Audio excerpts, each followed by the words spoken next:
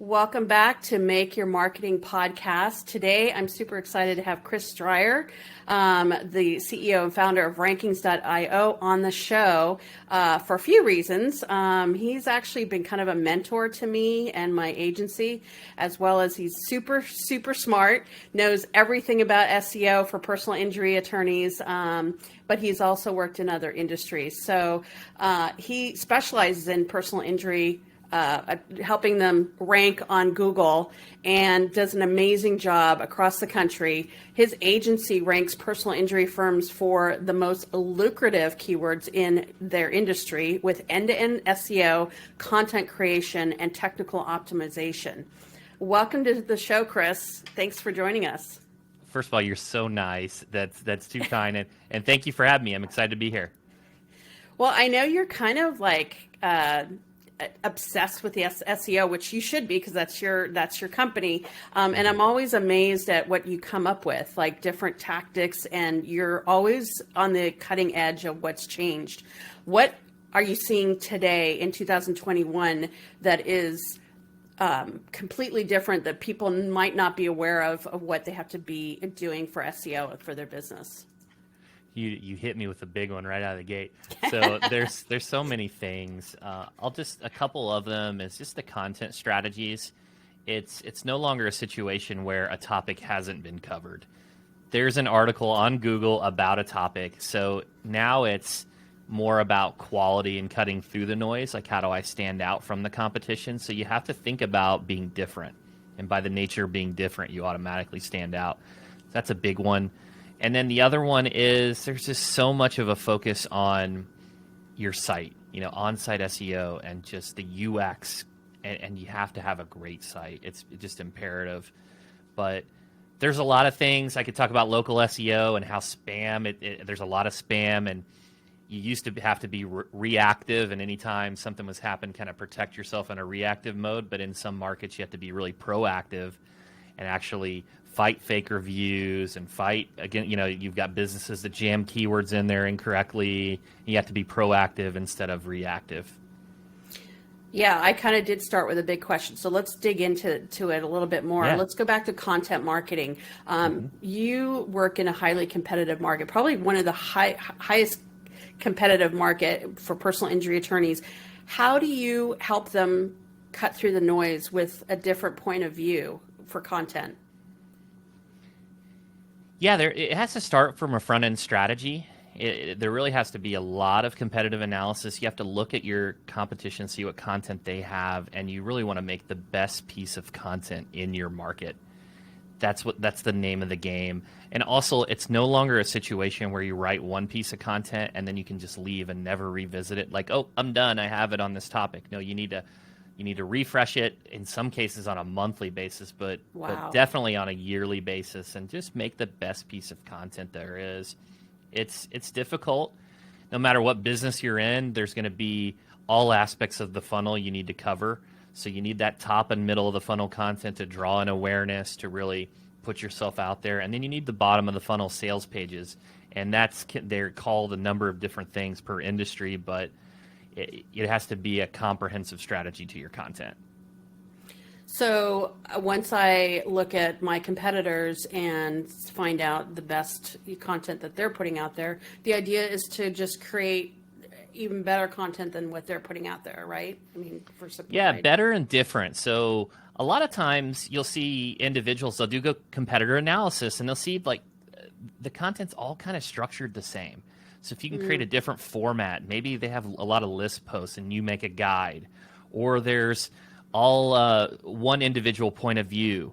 Maybe you do a roundup and you have multiple contributors for your content. You just need to structure it differently, and that will automatically help you stand out. It'll help you cut through the noise. You'll get a bigger audience, and those are some of the tactics you need to take. And you also probably recommend doing different formats, right? Like podcasting and videos and interviews and testimonials. Absolutely. And that's such a great question because, and I know a lot of people listening probably know this, but YouTube's the second largest search engine. So if you've got a content strategy that's working on it from an organic perspective, maybe you want to implement something similar on YouTube, and now podcasts are just blowing up. And a lot of people don't think of SEO when it comes to podcasts, but the algorithm for Apple to search for a podcast, if you hit that browse button or search button, it's very geared and catered to keywords. So the name of your show is incredibly important if you're trying to target a certain market. That's great advice. I didn't even know that. Good thing I have marketing in mind. Absolutely. Yeah.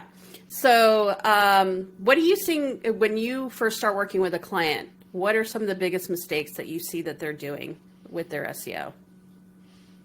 Biggest mistakes, and I'll try to hit it in the 4 functions. I really divide SEO into 4. So content, on-site, local, and link building.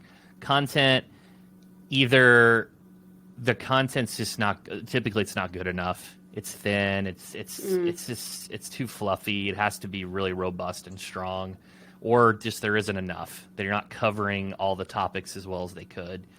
The on-site SEO or working on the website, the things that we see sometimes, one of the biggest issues is the architecture, like how your content is laid out. How do you navigate from one piece of content to another piece of content? For the consumer that's reading your information, you want to make that really easy for them to find what they're looking for. A lot of times that can be challenging if you have multiple cities, locations, products, or services. So the architecture, the bigger your site gets, it's a challenge. Local SEO, local SEO is talked a lot about, but there's some things that are overlooked. The actual, in real estate, it's location, location, location. I know you love real estate. I love real estate. Yep.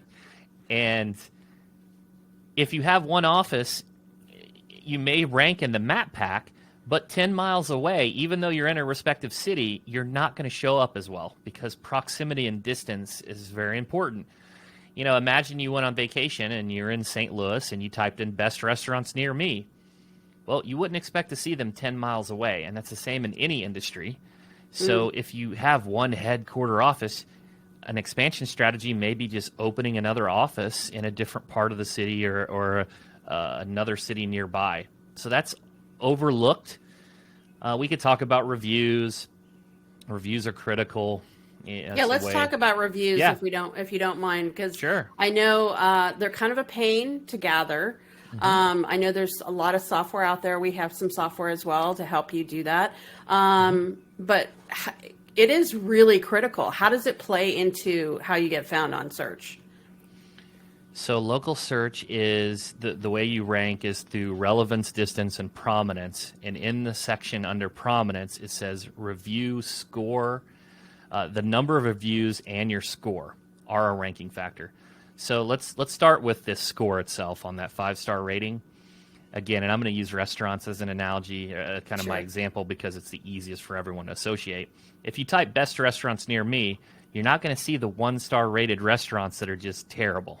You're going to see the 5-star restaurants, and that's for every single industry. So if you want to rank for those superlatives, top, best, all those different searches, you have to have a good rating. That's number one.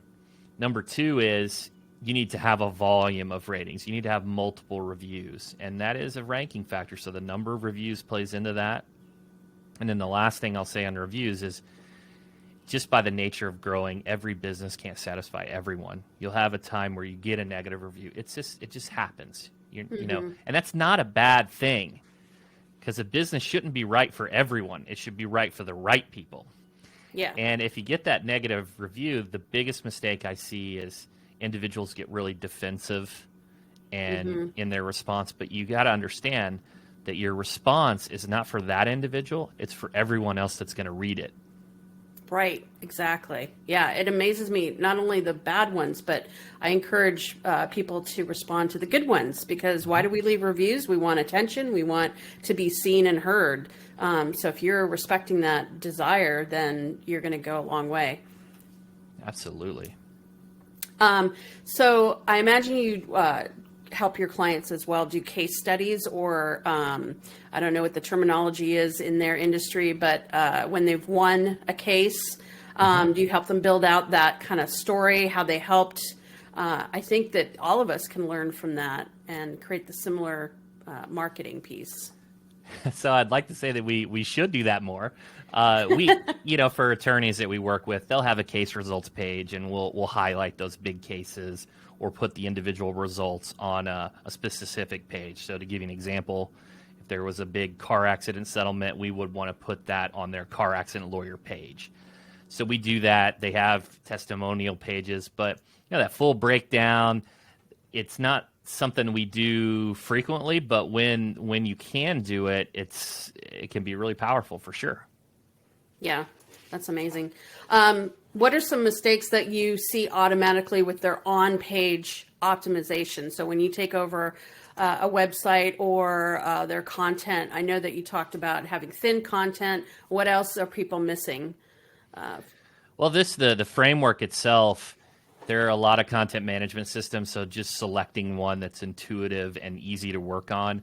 I know there's a lot of agencies out there that will create their own proprietary CMS, and they kind of handcuff you to those platforms and make it a nightmare for consumers. But, so first it's really, and there are many different platforms that work. WordPress is really common, but in some cases, Squarespace and some of these others can work depending upon your industry or niche. But I would say some of the biggest problems are just and I kind of said architecture, I'm going to rephrase it in a different way, is just the navigation.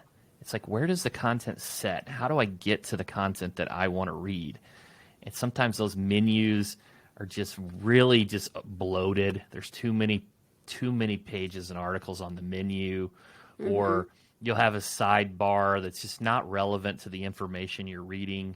So it's just, back in the day, you could put every single link in the sidebar and it would help your SEO, and that's why everyone did it. But now, if you're, and I'm going to stick to the car accidents on this, if you're on a car accident page, why would you ever see food poisoning in the sidebar? Yeah, it just doesn't make sense. Yeah. So you need to have the relevant articles easy to find.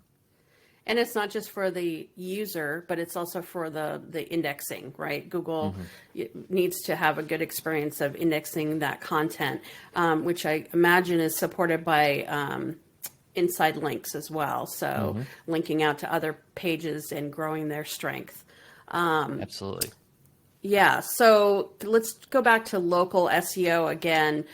You talked about proximity. So is there a certain distance, proximity that people can dominate, and then it just kind of gets watered down? In most industries, after 1 mile, you will see 1 mile. You will see a dramatic decrease in their ability to rank in the map pack.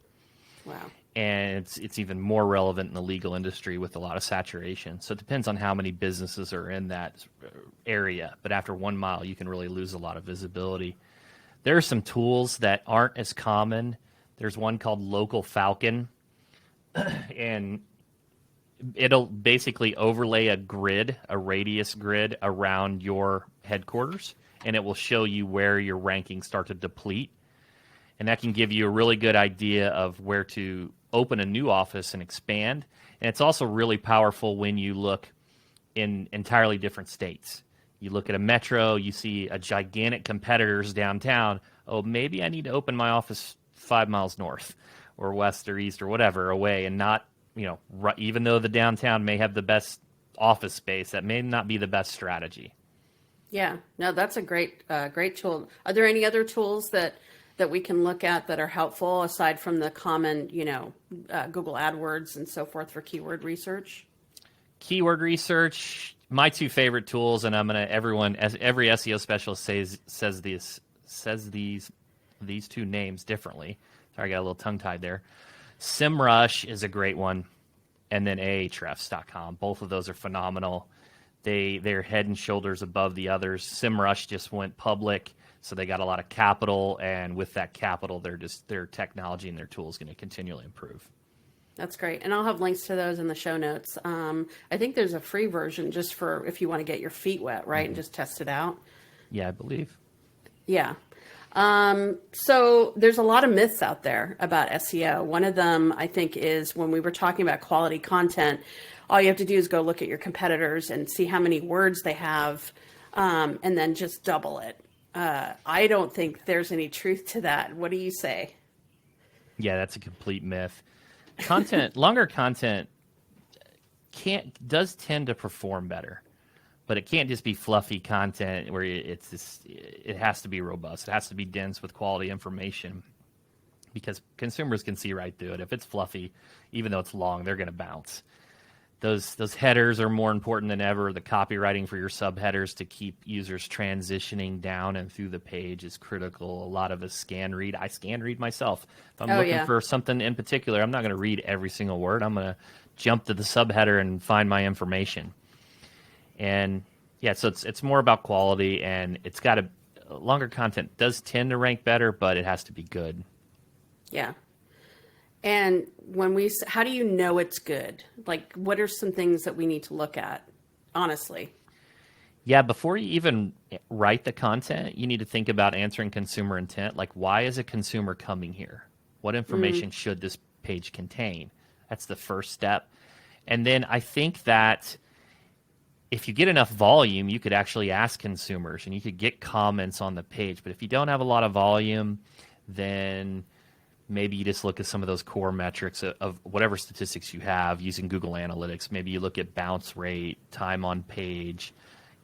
Even though a page may not receive a lot of traffic, it may take months of data before you can actually analyze it and give it a true, is this good or is this bad? But those are some of the tactics you can take. And then you were mentioning sometimes you have to go back and refresh content at least once a year at minimum. What are we looking at when we look at old content to refresh it and make it valuable? That's a really good question. So the first thing I would tell you is it's very common for a website to have only a few articles that just really dominate and do great. The Pareto principle, those 80-20. There's just a small number of pages that really rank, and you need to nurture and take care of those. Prune the weeds off of them. Take care of them. If something changes, a law changes, or something new comes out, you need to update them, keep them fresh. And not only that, in the Google search results, it's often you'll see a published date. So your best pages, the first thing that I would do when it flips over to 2022 is go update all of those best pages so that you can refresh the published date to published in 2022. I mean, there are a lot of different industries that it matters more than others, but let's think about medical, for example. Let's say you're sick and you type in a symptom related, and I see something that was written in 2018 and another article with a similar title, 2021. I'm choosing 2021 all day. Yeah, right. You mean you're not following WebMD in 2017, Chris? Right. Pre-COVID? Yeah. I mean, that just makes sense, right? But people forget that, I tell our clients, put yourself in the consumer's shoes every day.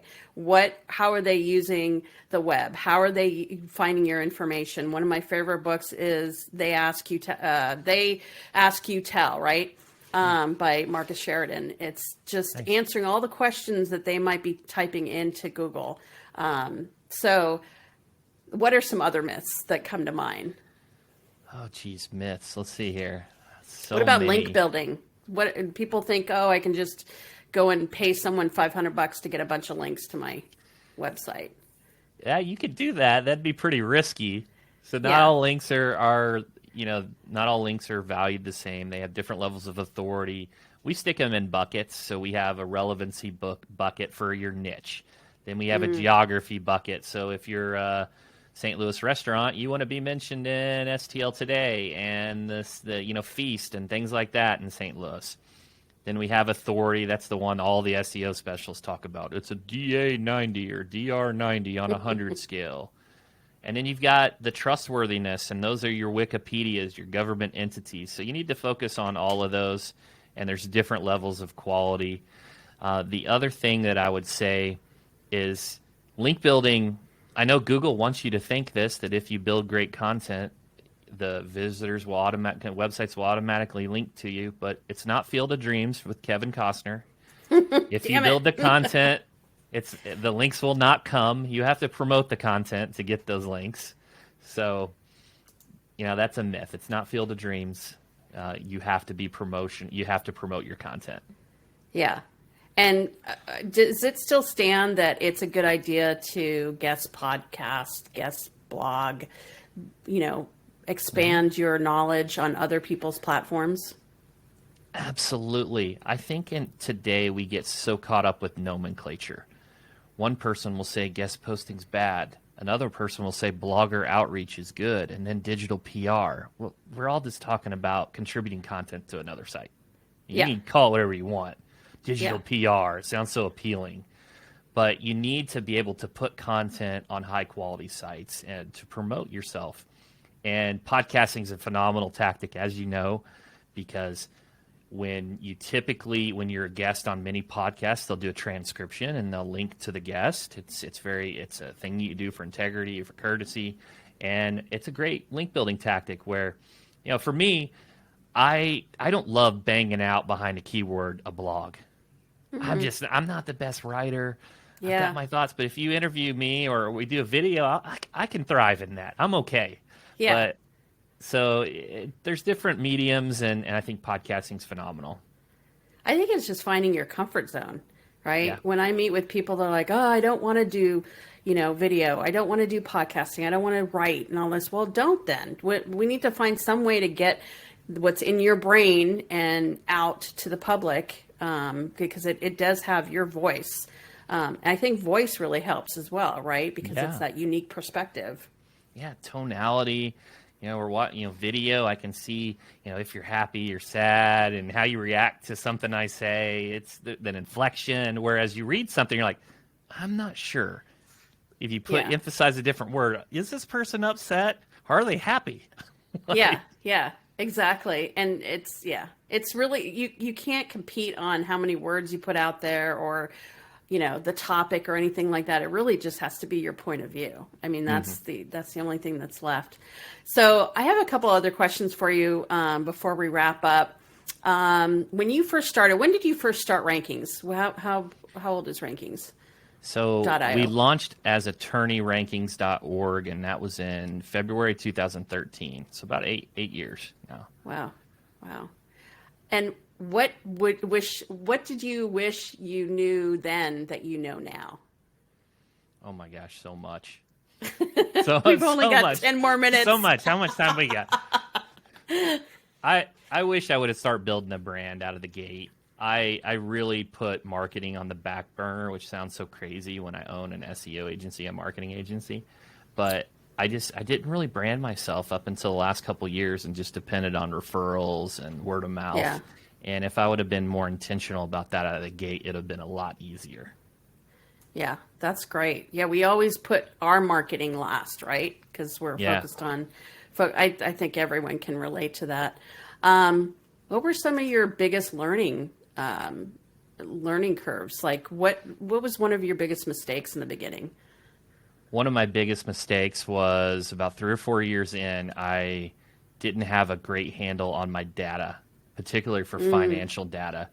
And I was overhiring and I wasn't forecasting properly. I didn't have a great handle on profitability, and it was kind of an afterthought. I know I'm Profit First, Mike Michalowicz. Once we kind of implemented that was a game changer. It's just a whole mind shift to really make sure you're paying yourself first.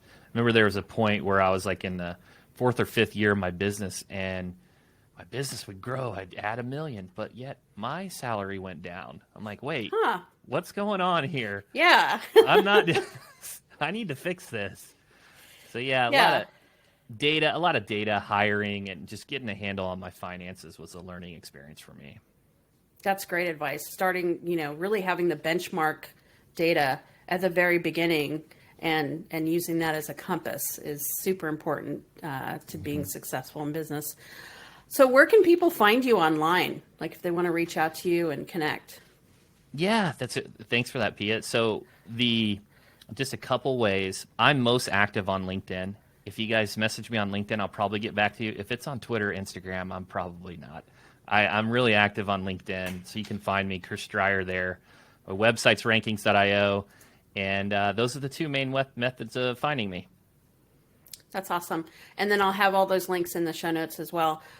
Because we call this podcast Make Your Marketing, and because my tagline is at Fingerprint, we help you leave your mark, My last question to you, Chris, is what mark do you want to leave on the world? Oh, geez. Time's up. No, I'm just kidding. I just want to inspire other individuals and my children to do what they want to do and pursue their dreams. Sounds really cheesy, cliche, but that's what I'd like. Nope.